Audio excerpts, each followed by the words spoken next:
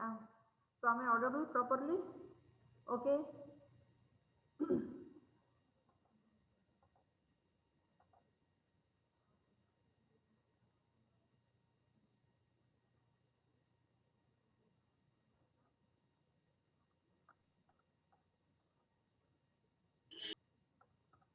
Yes.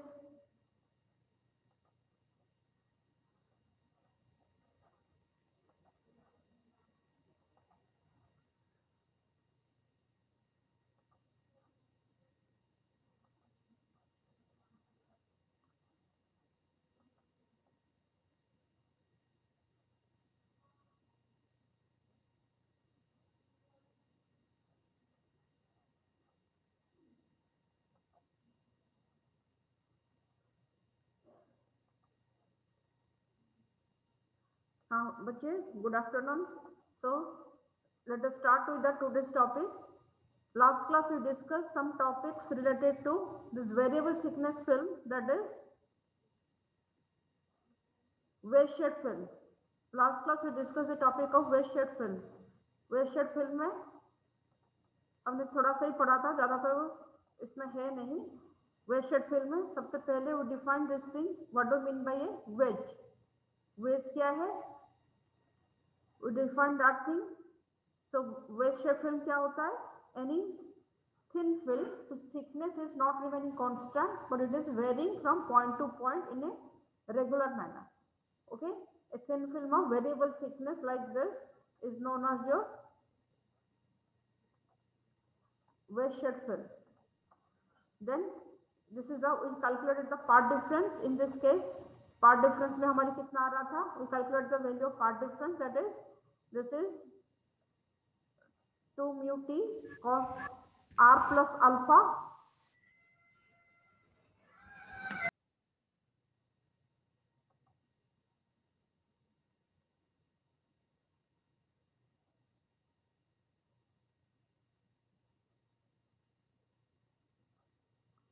this is 2 mu t cos r plus alpha. What is alpha? Alpha is the wedge angle. What is alpha? Alpha is the wedge angle, that is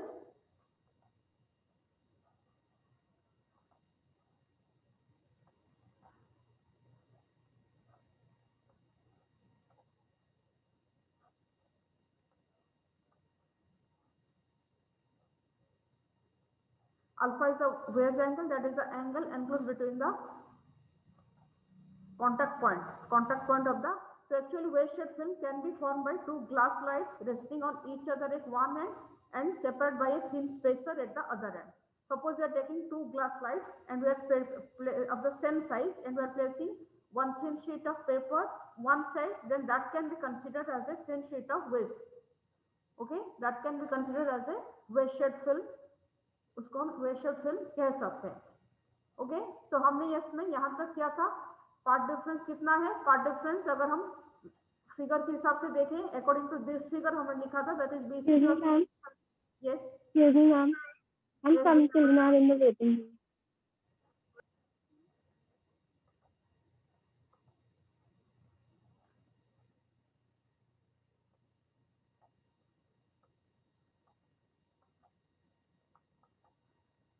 okay, कर दिया सबको. So we calculated the part difference. In this case, in the part difference कितना दिखा रहे हैं? Part difference was we are getting us this value, that is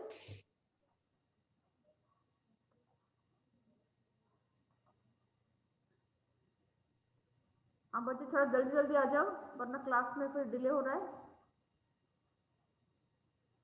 okay, चलो the part difference equals to mu into BC plus CT minus BF, that equals to 2 mu T cos R plus alpha. So this is the calculated part difference, and we calculate that true part difference, that is a phase change of pi or path change of lambda by 2 because of this ray to dash deflection. So we are getting the value of true part difference equals to 2 mu T cos R plus alpha equals to lambda by 2. यहाँ तक हमने पढ़ा था.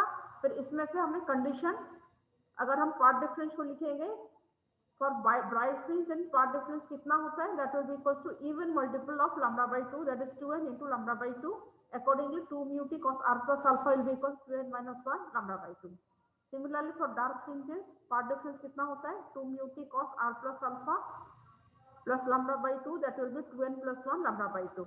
Okay, so यहाँ से lambda by 2 from both sides will cancel out, so you can get 2 mu t cos r plus alpha equals to n lambda. So this is for dark fringe. And in this case you can see this figure, ये मैंने कल आपको दिखाया था. यहाँ पे क्या है, this is a source of light. Light is allowed to pass through this lens and fall on this inclined glass plate. So what is function of this inclined glass plate? This glass plate is used to incident light normally on the thin film, normally on the wave shaped film. इसके ऊपर ये incident normal incidence करने के लिए ये use होता है. अगर नॉर्मल इंसिडेंस होता है देन हम क्या लिखेंगे, that is angle of refraction equals to, so that cos angle of refraction equals to 0. So यहाँ पे जो वैल्यू आएगी finally for normal incidence, the value of part difference will be equals to 2 mu t cos alpha plus lambda by 2. Okay, and for the bright fringe का condition अगर लिखेंगे then 2 mu t cos alpha equals to 2n minus 1 lambda by 2. Dark fringes का condition क्या था, that will be equals to 2 mu t cos alpha equals to n lambda. So this is the value of your part difference in case of wave shaped film for normal incidence. And यहाँ पे we'll discuss only this normal incidence. Okay, now we'll calculate what is the fringe width. अभी तक हम revise कर रहे थे. Now you can see we'll calculate the fringe width in this case. तो यहाँ तक कल समझ में आ गया था, बोलो. मैंने फिर रिपीट कर दी क्योंकि someone आप सबको थोड़ा सा वॉइस में प्रॉब्लम था. बताओ यहाँ तक समझ में आ गया था. अभी फ्रिंज विड्थ निकाले. हाँ बच्चे बोलो.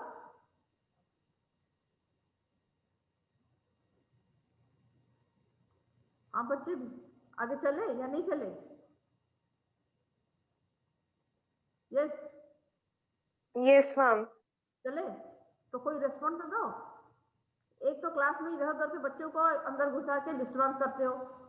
हाँ, आज क्या मैथ्स क्लास में किया था. तो ये तो जो भी जा रहा है क्लास में, जो भी आ रहा है, आईडी तो आपस में हमारी, आप जितने हम बच्चे हैं, फैकल्टी है, उनके बीच में सर्कुलेट हो रहा है. तो आईडी जहां पे भी जाता है, it is only because of you. आपने any one of you have share the ID with some other one जिसको आप बहुत अच्छे से जानते हो and you want to disturb the class. Okay, तो ये सब कर सकते हो. क्लास में रेस्पॉन्ड करने टाइम कुछ नहीं बोलते. ओके, चलो उसके बारे में बाद में डिस्कस करेंगे आपके साथ. That is start with the topic. तो यहाँ तक समझ में आया था. So what is fringe width? Fringe width क्या होता है in interference? Fringe width is the distance between the two consecutive dark और bright fringes. Two consecutive dark fringe का डिस्टेंस और ब्राइट फ्रिंज का distance is known as the fringe width. And for monochromatic light, यहाँ पे जो भी हमने arrangement discuss किया है, दिस इज ओनली फॉर एक देखो सोर्स ऑफ लाइट. यहाँ पे लेट अस यहाँ कंसीडर है monochromatic light and that is allowed to incident on a waves. So अगर सोर्स में एक ही लाइट है and that source is fix and यहाँ पे हमने this light is allowed to fall on this film, then ये जो एंगल अल्फा है that will remain constant. Wavelength of light lambda will also remain constant. तो वही चीज इसमें लिखा है. For monochromatic light beam incident on A wave shaped film, mu and theta, that is the angle, this is not theta actually, this is alpha, are constant. So the change in part difference is only due to the varying thickness of the film. So यहाँ पे जो हमें different fringes मिलता है, why you are getting different fringes? मतलब part difference का value हमने क्या लिखा था अभी हमने देखा था. part difference equals to this value, that equals to 2 mu t cos alpha equals to n lambda. So बताओ अभी part difference किसके ऊपर डिपेंड कर रहा है? It is depending on the quantity mu t alpha and lambda. Okay, इस चीज को ध्यान से सुनो बच्चे. अभी आगे इसी टॉपिक से हमें चलना है. So part difference is depending on mu, thickness of the film, alpha and lambda. So lambda for a single source, monochromatic light है, एक ही सोर्स से, तो हमारी lambda कांस्टेंट है. एंड वेव शेप्ड फिल्म एक ही मटेरियल का हमने कंसीडर किया है, तो mu is constant. Wave angle एक ही वेव है, तो that is also remaining constant. तो पार्ट डिफरेंस मेनली किसके ऊपर डिपेंड कर रहा है? So this is the value of part difference. So part difference is dependent only on the value of t. जो चीज, क्योंकि part difference मतलब पार्ट डिफरेंस अगर वेरी करेगा point to point, then only will get fringes. Okay, जैसे हमारे part change होता रहेगा डिफरेंट डिफरेंट पॉइंट पे, तभी हमें फ्रिंज मिलेगी। अभी ये जो पार्ट डिफरेंस, बाकी सारी चीज for this expression is constant except T. So यहाँ पे हम ये चीज बता सकते हैं specifically, note down also this thing, in wave shed film the part difference is dependent only on the thickness of the film. That is, we are getting different fringes, different fringes only because of the variation of the film. So thickness of the film consecutively changes, so equidistant interference fringes are observed parallel to the line of intersection of the two surfaces. That is the parallel to the edge of the waves. So here only due to variation of the film thickness we are getting different fringes. So fringes हमें क्यों मिलती है? Only because of this variation of the film thickness. Film का जो thickness है, अगर वही vary करेगा, then only we can say part difference is there. Part difference vary करेगा मतलब fringes हमें, we are getting fringes only because of variation of T.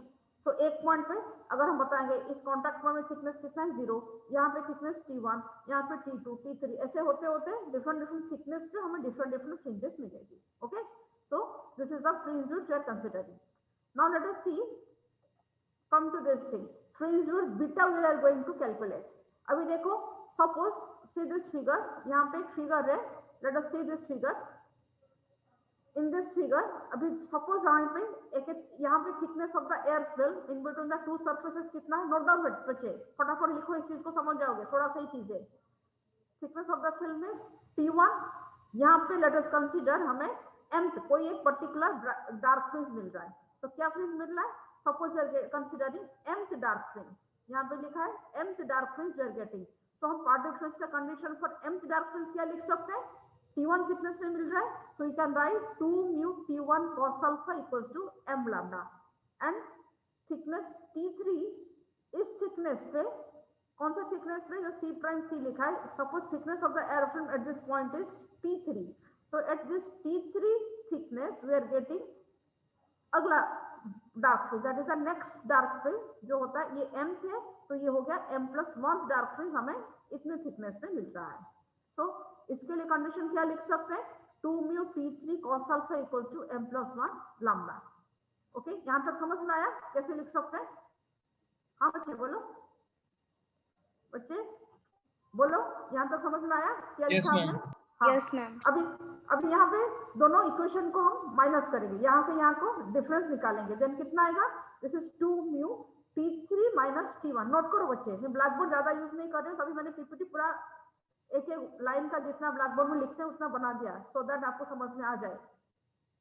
This is 2 mu T3 minus T1 cos alpha equals to lambda।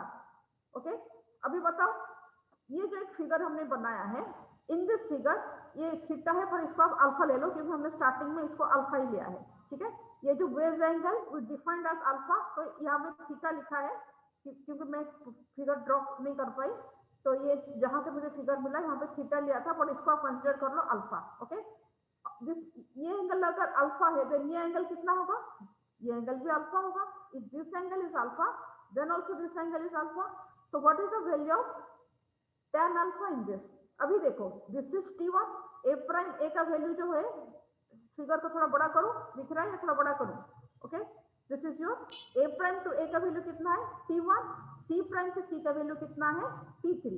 अभी बताओ, ये जो extra चीज यहाँ पे आया, दैट इज दिस डिस्टेंस कितना होगा? This is T3 minus T1, क्योंकि ये T1 है, यहाँ से हमने अगर यहाँ पे एक पॉइंट कोई दे दी B, then this is BC prime कितना होगा? That is T1, so this distance will be T3 minus T1। Now just tell me, ये क्या है? At this point, at this thickness T1 हमें क्या मिल रहा है? mth dark fringe, and at this point T3 thickness में कितना मिल रहा है? m+1 dark fringe. तो फ्रिंज विड्थ कितना होगा? This distance will be your fringe width. And इसमें इस फिगर को बना लो, एंड यहाँ पे एक पॉइंट का नाम दे दो B। ठीक है, नेम दिस पॉइंट, ये पॉइंट को नाम दे दो B। So this point B जो AB का distance, that will be equals to fringe width beta. हो सकता है या नहीं हो सकता? हो जाना चाहिए।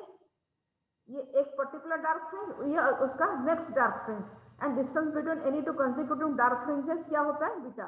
तो हमें एक डार्क फ्रिंज इस थिकनेस में मिल रहा है और एक डार्क फ्रिंज इस थिकनेस से मिल रहा है, तो हमारे फ्रिंज विड्थ बीटा कितना होगी, fringe width beta will be equals to this distance. Okay, अभी मत देखो, अभी हमने क्या दिखाया, दिस इज ए बी, इसको बी नाम दे दो एंड इसको लिखो A B equals to beta and this is T3 minus T1 equals to BC। इस पॉइंट को बी नाम दे दिया, फिगर बनाओ, ये फिगर बहुत इंपॉर्टेंट है, फिगर बना लो, बहुत सिंपल एंड इंपॉर्टेंट। ये फिगर, इस पॉइंट को नाम दे दो B, so that tan alpha कितना होगा, दिस एंगल को अल्फा नाम दे दो। तो आप क्या लिखोगे, what is value of tan alpha here, that will be equals to BC upon AB। Okay, BC upon AB, so BC कितना होगा, BC is this distance, that is T3 minus T1 and AB is this distance जिसको हमने लिया है beta, so tan alpha कितना होगा, T3 minus T1 upon beta. Okay, so T3 minus T1 equal to कितना होगा, बीटा tan अल्फा, सॉरी इसमें alpha छूट गया है, लिख लेना बच्चे। so this value will be equals to, this value will be T3 minus T1 का value equals to tan alpha, beta tan alpha. Okay, अभी इसको हम क्या करेंगे, अभी T3 माइनस T1 जो भी है, इस वैल्यू को इक्वेशन 4 में सब्स्टिट्यूट करेंगे, देन ये कितना हो जाएगी, 2 mu beta tan alpha cos alpha equals to lambda. लिखो बच्चे, लिखो, यहाँ से मैं जो बोल रहा हूँ इसको लिखो, that is using this in equation 4। Equation 4 का फॉर्म क्या बन जाएगी, T3 माइनस T1 रिप्लेस हो जाएगी beta tan alpha, so that is 2 mu beta tan alpha cos alpha equals to lambda. Okay, and this is your beta equals to कितना हो जाएगी, tan alpha cos alpha का value कितना आएगा, tan alpha into cos alpha sin alpha, tan alpha कितना होगा, sin by cos and this is your cos से cos cancel, तो कितना हो जाएगी, that will be equals to 2 mu beta sin alpha equals to lambda, और we can write beta equals to lambda upon 2 mu beta sin alpha, लिख सकते हैं। And यहाँ पे since alpha is very small, alpha का value 1 degree के अंदर ही है, छोटा है, so you can write sin alpha equals to alpha, so that we are writing beta equals to lambda upon 2 mu alpha.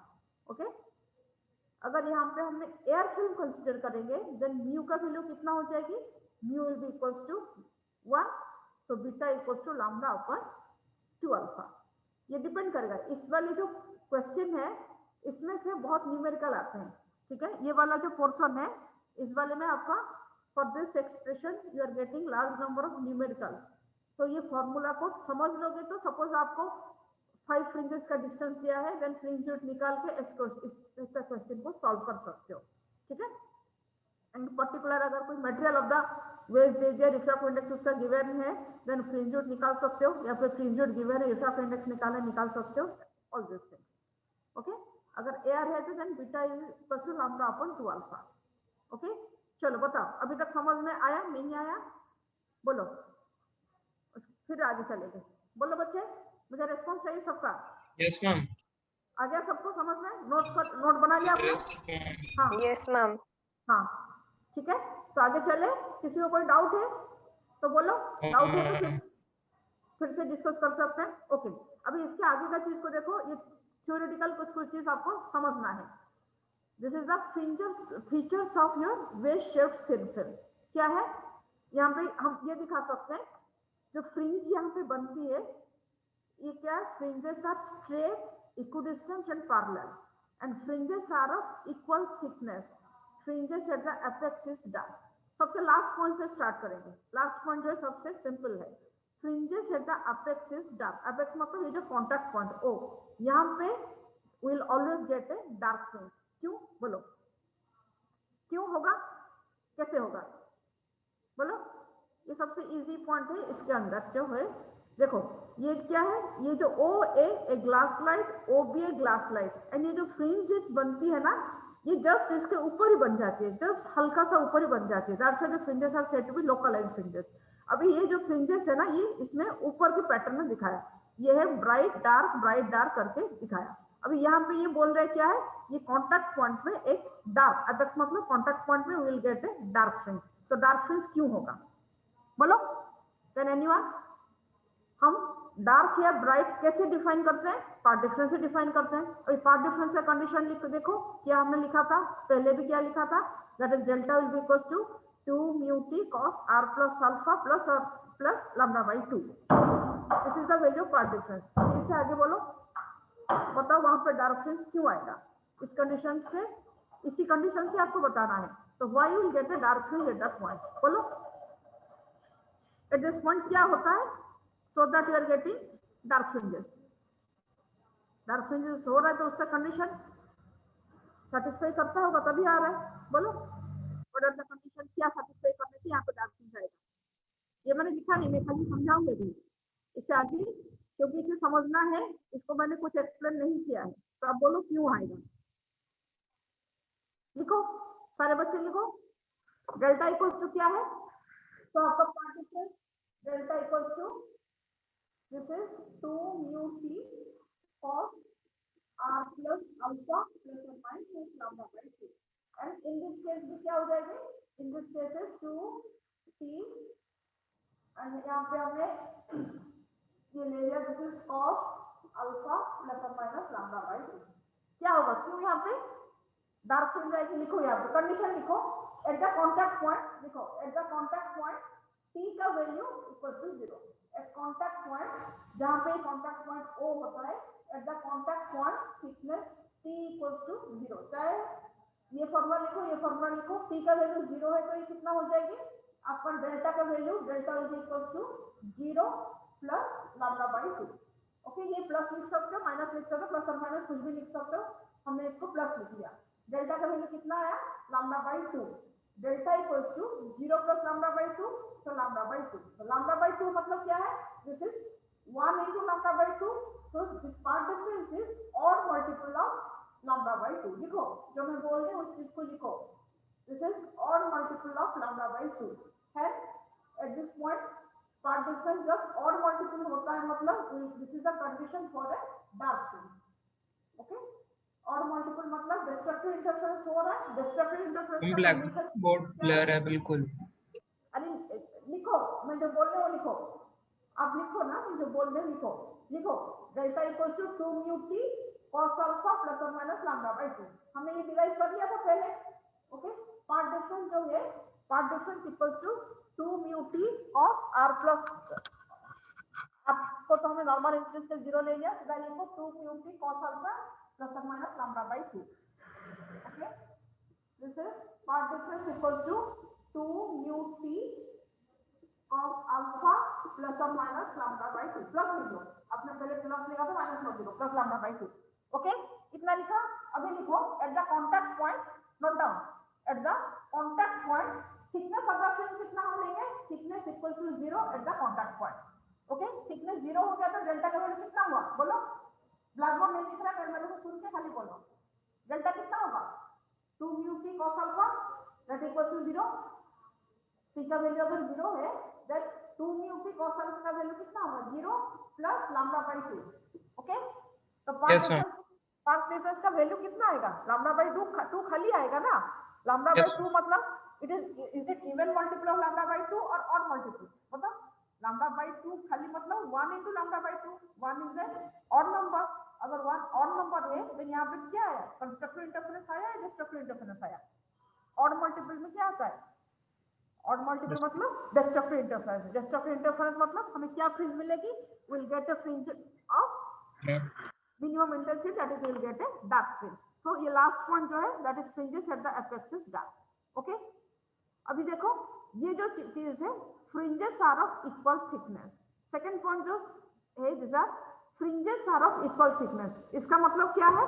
Fringes are of equal thickness मतलब क्या लिख सकते हैं? एट ए पर्टिकुलर, देखो इस फिगर में देखो या फिर इस फिगर में देखो, यहां से यहां तक देखो, यहाँ पे लिखा है T1, T2, T3, ये क्या है? ये इंडिकेट करता है सपोज एक फ्रिंज हमें यहाँ पे मिल रहा है, T1 पे एक फ्रिंज मिल रहा है एंड T2 में एक फ्रिंज मिल रहा है। तो यही चीज का मतलब at a particular thickness we are getting a particular fringe. Okay, fringes are of equal thickness मतलब at a particular thickness of the air film we are getting a particular fringe. T1 पे एक fringe मिलेगा, T2 पे एक fringe मिलेगा, T3 पे third fringe मिलेगा, etcetera. ठीक है, तो this is the meaning of fringes are of equal thickness. अभी इस पॉइंट पे आओ, ये तो खाली डिफाइन थिंग है, अभी इस चीज को फर्स्ट वाला पॉइंट को समझना है। Fringes are straight, equidistance and parallel. Fringes are of equal thickness का मतलब समझे, it is not fringe width. ये क्या कह रहा है, एक थिकनेस पे एक फ्रिंज मिलेगा, that is at a particular thickness. क्योंकि हमने देखा पार्ट डिफरेंस किसके ऊपर डिपेंड कर रहा है, ओनली ऑन थिकनेस के ऊपर। सो एट ए पर्टिकुलर थिकनेस हमें क्या मिलेगा, एट ए पर्टिकुलर फ्रिंज। क्योंकि बाकी सारी चीज हमारी कांस्टेंट है, पार्ट डिफरेंस वेरी करता है only because of variation of the film thickness. That's why they are said to be at a particular thickness we are getting a particular fringe, they are fringes of equal thickness। इसको fringe width के साथ confuse नहीं होना। अभी देखो fringes are straight, equidistant and parallel। fringes क्या है, fringes are straight, equidistant and parallel। इसका मतलब क्या है बोलो, fringes are equidistant क्यों है, पैरेलल क्यों है, पहले ये समझो, स्ट्रेट के बाद में समझो। स्ट्रेट को समझने के लिए थोड़ा सा टाइम चाहिए, पहले इक्विडिस्टेंस एंड पैरेलल। अगर हमने यहाँ पे निकाला था फ्रिंज विड्थ कितना आ रहा था बच्चे, देखो beta equals to lambda upon 2 alpha. Okay, beta equals lambda upon 2 mu alpha या फिर 2 अल्फा, जो भी है, एयर के लिए भी एनी अदर मटेरियल के लिए। अगर ये 2 म्यू अल्फा भी है तो पार्ट डिफरेंस जो फ्रिंज विड्थ किसके ऊपर डिपेंड कर रहा है, ये लैम्डा के ऊपर डिपेंड कर रहा है, म्यू के ऊपर डिपेंड कर रहा है एंड अल्फा के ऊपर डिपेंड कर रहा है। अगर हमने एक ही वेव लिया है for a particular wedged film, उसका रिफ्रैक्टिव इंडेक्स तो कांस्टेंट रहेगा, अल्फा भी angle of rays is constant and एक ही सोर्स हमने यूज किया है, सो लैम्डा इज कांस्टेंट। सो ये जो फ्रिंज विड्थ है वो कांस्टेंट है।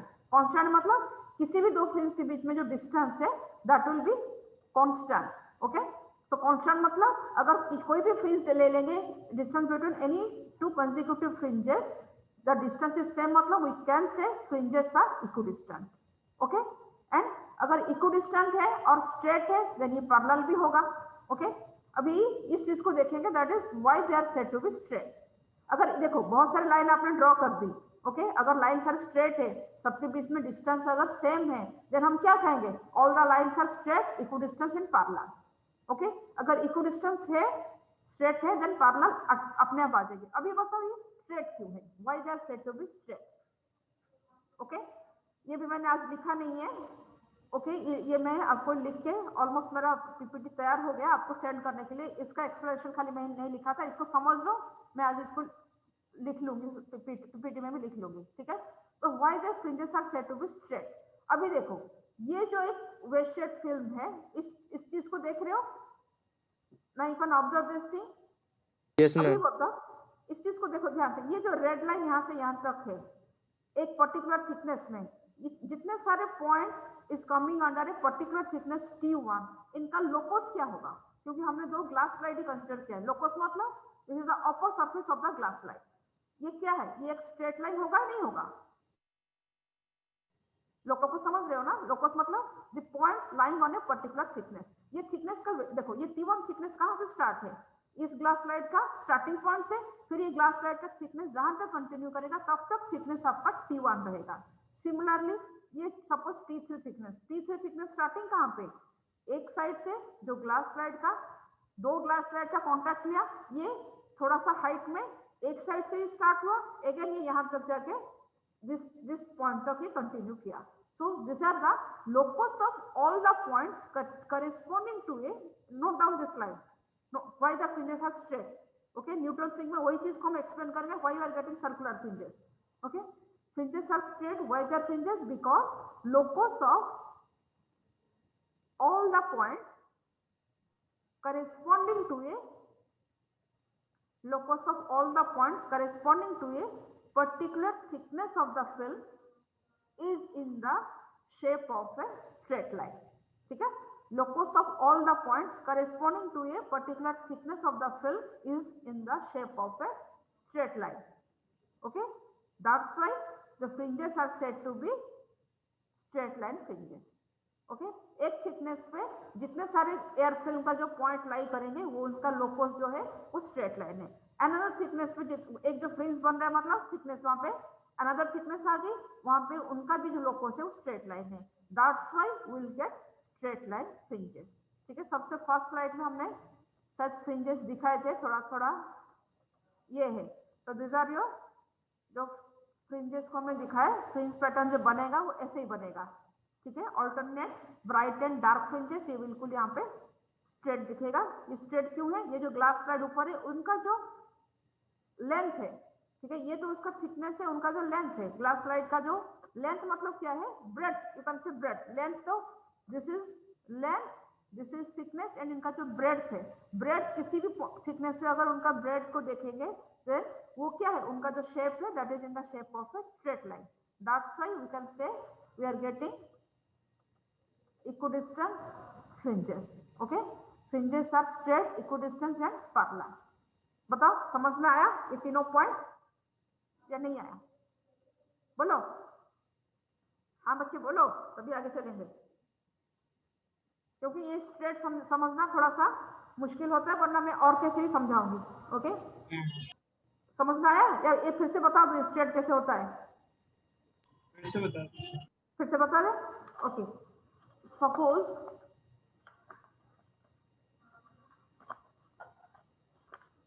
आपके पास अगर कोई कॉपी है, बुक है, एनी चीज को जैसे हम करते हैं तो उसके बीच में कोई स्पेसर रख लेते हैं, ठीक है।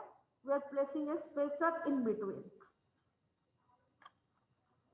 लिखते लिखते देखो, मैं अभी इसमें दिखा रही हूँ एक paper I am taking, this is A paper,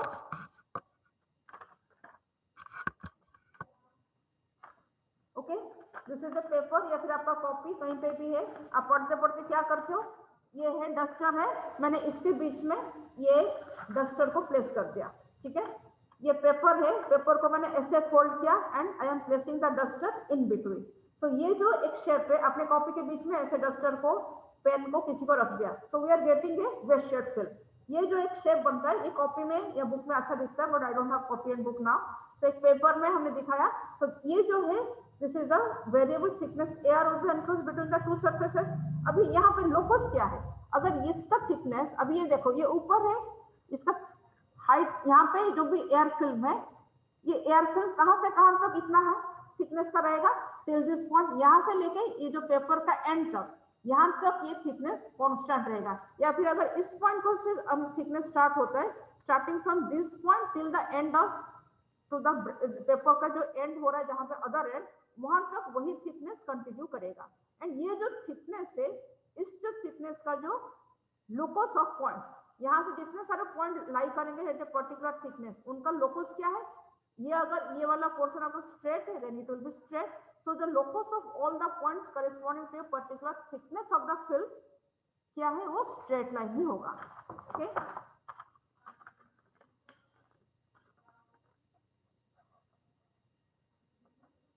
okay बच्चे अटेंडेंस भेज देना, हर्षित अटेंडेंस भेज दो, एंड जब खत्म होगा तो फिर से रिजॉइन कर लेना। सपोज ये आपका एक, you can see this is your ways shape film, ये एक वेज आ गया, एंड एट दिस थिकनेस हमें क्या मिल रहा है? This is the marker I am placing, at this thickness हमें क्या मिल रहा है? एक फ्रिंज मिल रहा है। तो फ्रिंज कहाँ से कहाँ तक कंटिन्यू करेगा? यहाँ से यहाँ तक कंटिन्यू करेगा, थिकनेस ऑफ द फिल्म यहाँ से यहाँ तक कंटिन्यू करेगा। तो जहां से लाइट, और यहाँ पे फ्रिंजेस कैसे बनती है? फ्रिंजेस कैसे बनते हैं? जब लाइट इंसिडेंट करेगा इसके ऊपर एंड इसके नीचे से ऊपर इंसिडेंट करके रिफ्लेक्ट होगा, फिर से फिल्म के नीचे तक गया, नीचे से फिर ऊपर आया, that is reflected from the top surface of the film and from the bottom surface of the film, then we can able to see the interference pattern. Okay, हमने ये फिगर दिखाया था, रिफ्लेक्शन कैसे हो रहा है, नॉर्मल इंसिडेंट दिखाया, मतलब एक ही थिकनेस में ये नॉर्मल यहाँ पे गया, जब गया तो ऊपर से एक पार्ट बाहर आ गया, फिर नीचे गया, नीचे से एक पार्ट जाके रिफ्लेक्ट होकर फिर बाहर आ गया, and accordingly we are getting fringes. So इनका जो फ्रिंज जो बनता है एट ए कांस्टेंट थिकनेस पे ही बनता है, and since locus of all the points corresponding to a constant thickness of the film, इनका शेप कैसे होगा? तो ये इनका लोकस जो है वो ऐसे लाई करेगा, यहाँ से यहाँ तक एक थिकनेस का, ये थिकनेस है, यहाँ से यहाँ तक एक थिकनेस है, यहाँ पे T1 पे आ गए, यहाँ पे T2 पे आ गए, यहाँ पे फिर T3 पे आ गए, सो एटसेट्रा हम दिखा सकते हैं, ठीक है। So that's why the fringes are said to be straight. Straight line क्यों है? क्योंकि इनका लोकस स्ट्रेट लाइन में आता है, ठीक है। सो दैट्स व्हाई, एंड इस चीज को मैं एक्सप्लेन करके यहाँ पे और एक स्लाइड में डाल दूंगी, पर इसको लिखा नहीं मैंने अभी, तो आप इसको try to understand this thing. Fringes are straight, equidistant and parallel, fringes are of equal thickness, fringes at the apex is dark. And इसके साथ साथ हम एक चीज करते हैं, दैट इज ये तो थिन फिल्म है, इसमें हमने पार्ट डिफरेंस दिखाया। अभी बताओ, जो हमारी ये थिन फिल्म है, यहाँ से तो हमने स्पेशल कंडीशन ले लिया था अल्फा के लिए। Now let us see this this condition. यहाँ पे एक चीज आता है, why you are getting colours in case of thin film. ये बहुत इंपॉर्टेंट है शॉर्ट क्वेश्चन के लिए एंड बहुत इजी भी है। लिखो, हेडिंग दे दो, colours in case of a thin film. Colours in case of, जो हम इसमें जो हम सोप बबल में कलर्स आते हैं, ऑल फिल्म में कलर आते हैं, बहुत सारे थिन फिल्म में, तो we are getting different different colours. तो why you are getting different colours. Okay, अब यहाँ पे देखो, for this thin film path difference का कंडीशन हमने क्या लिख सकते हैं, 2 mu t cos r plus alpha plus lambda by 2। Okay, तो पार्ट डिफरेंस किसके ऊपर डिपेंड कर रहा है, it was depending on mu। Path difference is depending on mu, it is depending on t, it is depending on r and it is depending on this lambda। ठीक है, r के ऊपर, alpha के ऊपर। Alpha तो special case आ गया, alpha is special case, हम इसको इन जनरल केस में कह सकते हैं, that is r plus alpha. Okay, r plus alpha, alpha is very small, इसको हम r भी लिख सकते हैं, plus lambda. So path difference किसके ऊपर डिपेंड कर रहा है, refractive index of the film, thickness of the film and r। r क्या है, what is the angle of refraction. Angle of refraction के ऊपर डिपेंड कर रहा है, मतलब एंगल ऑफ इंसिडेंस के ऊपर भी डिपेंड कर रहा है। I and R are related and also because of the wavelength of light. Okay, अगर यहाँ पे व्हाइट लाइट इंसिडेंट होगा, कोई भी थिन फिल्म के ऊपर व्हाइट लाइट इंसिडेंट होगा, व्हाइट लाइट में क्या होता है, white light consist of all the colours, सारे कलर्स है। ओके, सारे कलर्स है, तो lambda is changing for all the colours, that's why you are getting different different colour. Okay, and जैसे हम इसको डिफरेंट डिफरेंट एंगल में व्यू करते हैं, आपने देखा होगा सोप बबल को, when you are observing a different angle, then हमें अलग अलग कलर भी नजर आता है, क्योंकि यहाँ पे आई चेंज है तो आर चेंज है। तभी हम हमारी जो जैसे हम व्यू करेंगे उस बेसिस पे हमारी कलर में भी चेंज आता है, only because of this factors. Okay, refractive index के ऊपर, थिकनेस के ऊपर, आर के ऊपर, लैम्डा के ऊपर। अगर लैम्डा चेंज होगा then we can see, white light use करके लैम्डा चेंज होगा, that's why you can get different different colours in case of a thin film. Okay बच्चे, फिर से रिजॉइन करो, all of you again rejoin, क्योंकि दिखा रहे लेस देन 1 मिनट।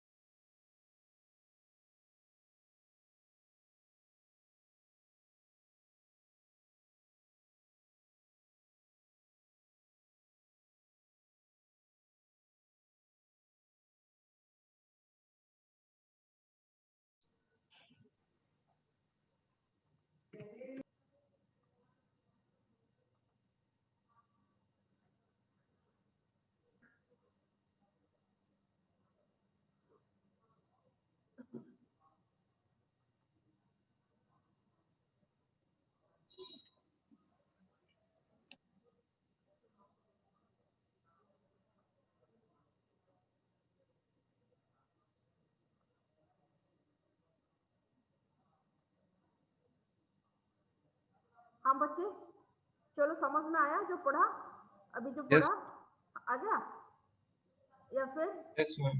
हाँ ठीक है, इसको थोड़ा सा एक बार फिर से अपना नोट्स को पढ़ो,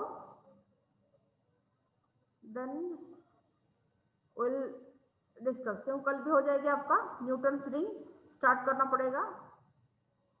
तो न्यूटन्स रिंग हो जाए तो आपका इंटरफेरेंस ऑलमोस्ट खत्म हो जाएगी। एंड ये वेस्टेड फिल्म में मैम कल पक्का नहीं है हॉलीडे? नहीं बेटा, ये मकर संक्रांति का कभी छुट्टी नहीं होता है, ठीक है, वो तो कभी मैम भी बट नहीं होता। बाकी आईपी के बच्चे तो कह रहे थे उनकी होती है। होती है, पता नहीं Senior बेटा, से बात- हमारा तो कभी नहीं हुआ, तभी तो मैं कॉन्फिडेंटली आपको बोल रही थी कि नहीं है, ये तो गेस्टेड में नहीं आता। ये नहीं है अभी तो कल तो क्लास है। क्यों, आप लोग तो ऐसे घर में बैठे हो, कहीं तो अभी जाना नहीं है? चलो क्लास तो कर लेंगे। हाँ बताओ, ये टॉपिक क्लियर हुआ? वेस्टेड फिल्म, वेस्टेड फिल्म समझ में आया? आ गया सबको? Yes okay ma'am. ओके, तो कलर क्यों आता है समझ में आया? अभी इसके साथ और एक टॉपिक आता है जो इम्पोर्टेंट है, ये मैं यहीं पे बता देती हूँ, पर इसका आंसर मुझे आपसे चाहिए क्योंकि मैंने इसका आंसर ऑलरेडी आपको बता दिया है। वाई देर इज एन, ये भी क्वेश्चन बहुत बार आता है, why there is an need of an extended source, that is broad source की जरूरत यहाँ पे क्यों होती है instead of a narrow source? जैसे हमने बोला था, there are two types of interference, division of wave front and division of amplitude. So उसमें भी हमने क्लासिफाई किया था कि यहाँ पे broad source, in case of division of amplitude intensity divide होता है, यहाँ पे broad source of light use होता है। तो ये क्वेश्चन 2 नंबर में, जैसे ये बोला ये why you are getting different colours in case of thin film, ये भी 2 नंबर में आता है।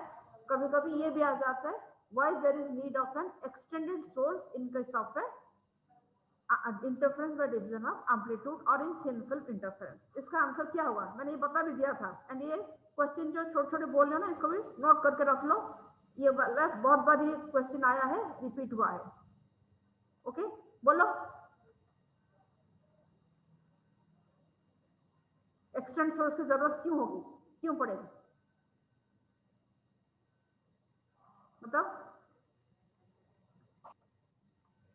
या फिर मुझे बताओगे कल, सोच के बताओगे? नंबर क्वेश्चन रिपीट कर। In case of division of amplitude, that is ये जो हम थिन फिल्म इंटरफेरेंस पर we are discussing, why we always need a broad source और extended source of light, and narrow source of light can not fulfil the interference condition in this case. Narrow source ये आता है, narrow source versus extended source, why narrow source इसमें काम नहीं कर पाता, why always we need an extended source. बोलो इसमें क्या क्या कह सकते हैं हम, इसका आंसर क्या हो सकता है? बोलो, कैन एनीवन?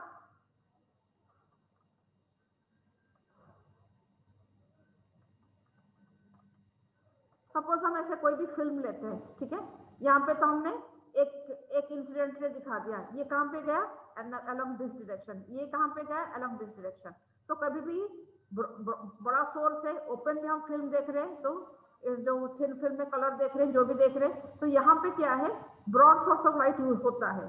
तो सोर्स से क्या है, ऑलवेज नीड एक ही तो लाइट नहीं आएगा, बहुत सारी, it will illuminate all the area so that multiple reflection will happen. यहाँ पे एक सोर्स से इधर आया, एक लाइट वेव इधर आया, एक इधर आया, और एक इधर आया, इधर आया। सो ये जो इतने सारे मल्टीपल रिफ्लेक्शंस ट्रांसमिशन हो रहे हैं, इसको देखने के लिए हमें क्या है, we need to illuminate the whole area. ये इसको अगर हम पूरा इल्यूमिनेट करेंगे, इसके सबके ऊपर अगर लाइट इंसिडेंट हो पाएगा, then only it is possible to observe all the reflections. Otherwise इसके ऊपर लाइट नहीं गिरेगा, देन हम क्या कर सकते हैं, कोई तो रिफ्लेक्शन ऑब्जर्व नहीं कर पाएंगे। सो a narrow source limits the visibility of the fringes. Extended source में क्या होता है, it will illuminate a broad area, ये सारे बहुत बड़ी एरिया को illuminate करेगा मतलब all the multiple reflections, और eye can accommodate all the multiple reflections। हम eye यूज करें या कोई भी इंस्ट्रूमेंट यूज करें, वो सबको accommodate करने के लिए ही, आंखों में हमें देखने के लिए ही we need to illuminate a broad area। इतना सारा अगर हम इसको illuminate करा के रखेंगे, so that we can observe all the reflections, ठीक है। That's why we always need an extended source in case of, so ये इंटरफेरेंस बाय, अभी सपोज यहाँ पे अगर हम एक नैरो सोर्स यूज करेंगे, देन ये क्या करेगा, नैरो सोर्स इतना सा एरिया को इल्यूमिनेट करेगा। सो एक रिफ्लेक्शन चला गया, दूसरा चला गया, फिर और एक रे और किसी एंगल में आया, then that will not able to propagate inside this thing, क्योंकि इतना सारा अगर जहां पे लाइट आएगी उसका ही तो रिफ्लेक्शन हम देख सकते हैं, otherwise all possible reflections we cannot observe. That's why you always need an extended source, ठीक है। चलो ये हो गया, कल हम न्यूटन सिंग स्टार्ट करेंगे। अभी तक थोड़ा सा ध्यान रखो, न्यूटन सिंग प्रैक्टिकल में समझ चुके हो, अभी यहाँ पे हम इस चीज को डिटेल, उसका थ्योरी क्या है वो सब डिस्कस करेंगे। ओके हाँ बच्चे बताओ, मुझे एक एक्टिविटी में आप सबने जो नाम दिया था, आपका जो प्रेजेंटेशन किसमें टॉपिक पहले तैयार हुआ, बोलो। शायद इसमें था Amazon company. Amazon, okay company में अमेज़न कर रहे हो, ओके। बाकी ये टेक्नोलॉजी बताओ, टेक्नोलॉजी में ने बोल दिया, एज कंप्यूटिंग बोल रही है, हो गई। Edge computing, okay Yes, ma'am.